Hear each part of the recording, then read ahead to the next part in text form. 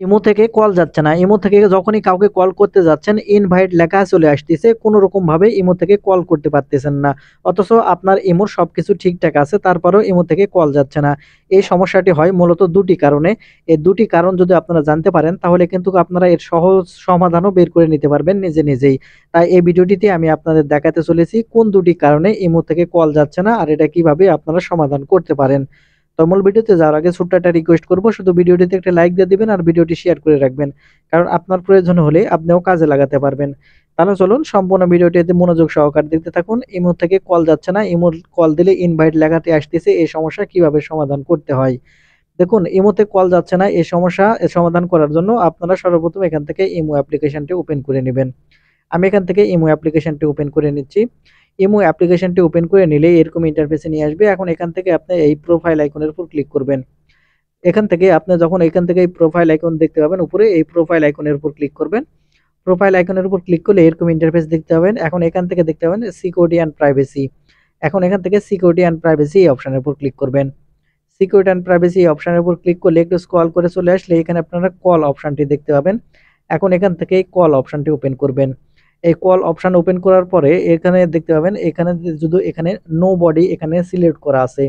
এরকম ভাবে যদি নো বডি সিলেক্ট করা থাকে, তাহলে আপনার কাছে কেউ কল করতে পারবে না। যেমন আপনি যার কাছে যে কল করতেছেন তার ইমোতে যদি এখান থেকে নো বডি সিলেক্ট করে সে রাখে, আপনিও কিন্তু তার ইমোতে কল দিতে পারবেন না। আপনি যখনই কল দিবেন তখনই ইনভাইট লেখা চলে আসবে।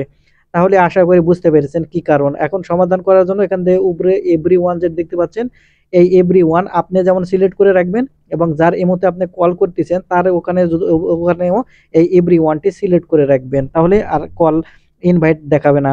এটা গেল প্রথম কারণ। আর দ্বিতীয় কারণটি দেখানোর জন্য আমি এখান থেকে আবারও সেটিংসটি ওপেন করে নিচ্ছি। সেটিংস ওপেন করে নেওয়ার পরে এরকম ইন্টারফেস চলে আসবে। এখন এখান থেকে নেটওয়ার্ক অ্যান্ড ইন্টারনেট সেটিংসটি আমি এখান থেকে ওপেন করে নিচ্ছি।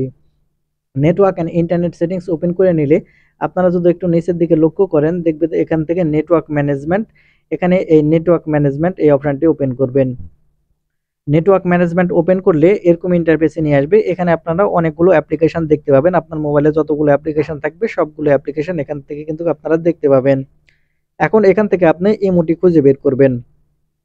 ইমো খুঁজে বের করার পর এখানে আপনারা দেখবেন এই ইমোতে এই টিক চিহ্ন উঠে আছে কিনা।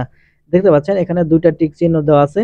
আর এখান থেকে যদি এই ২টা টিক চিহ্ন কোনো রকম ভাবে উঠে যেয়ে থাকে, অর্থাৎ যদি এখান থেকে রেড চিহ্নটি দেখায়, এরকম ভাবে যদি রেড চিহ্নটি এখানে চলে আসে আপনার ইমোতেও, তাহলে কিন্তু এই ইমো থেকে কল আপনি যতই করেন না কেন, আপনি যার ইমোতে কল করতেছেন সে তার ইমোতে যদি এই রেড চিহ্ন এরকম ভাবে উঠে থাকে, তাহলে যতই কল করেন এই ইমোতে কল যাবে না, ইনভাইট লেখা চলে আসবে, ইনভাইট দেখাবে।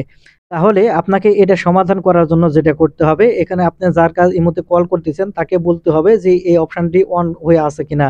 যদি অন হয়ে থাকে, যদি রেড লেখা যে চলে আসে থাকে, তাহলে এখান থেকে অবশ্যই যেন গ্রিন টিক এটা তুলিয়ে দেয়, তাহলে কিন্তু আপনি এই মুহূর্তে কল করতে পারবেন। তো বন্ধুরা, এই ছিল আজকের ভিডিওটি। আশা করি কারণ বুঝেছেন।